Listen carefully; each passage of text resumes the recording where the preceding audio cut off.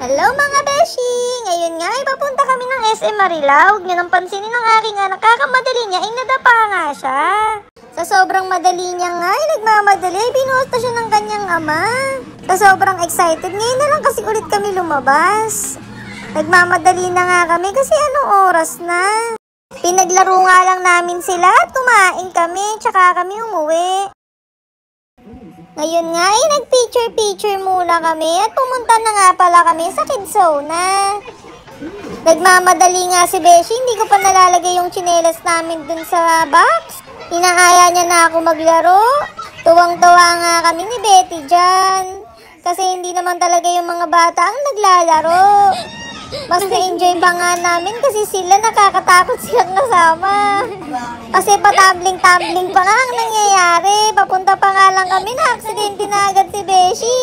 Dadapa na nga siya, kakamadali, hindi niya napansin yung pagbaba. Pagbaba ko kasi sa kanya, hindi ko alam natatakbo pala siya.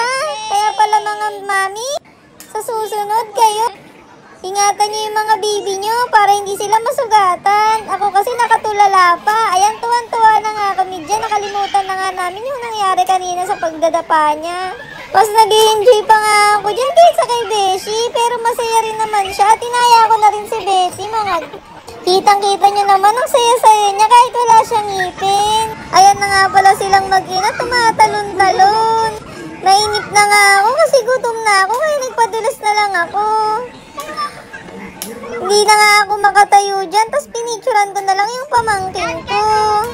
Ang cute niya kasi at si Beshi tinutulak ng kanyang kuya Calvin. Umiiyak na nga pala siya dyan kasi ayaw niyang pinapakialaman. Gusto niya may sariling mundo.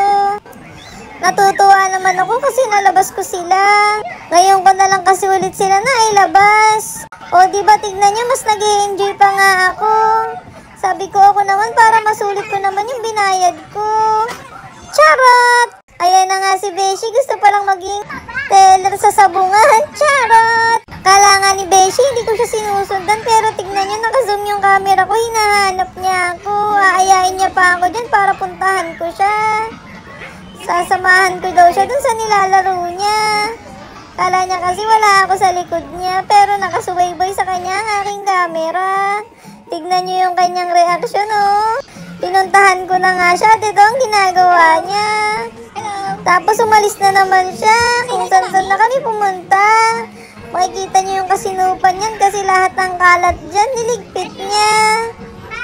Hindi ko na nabidyohan kasi natuwa naman ako. Nakikita ko na may responsibilidad na siya. Bata pa lang kaya niya na.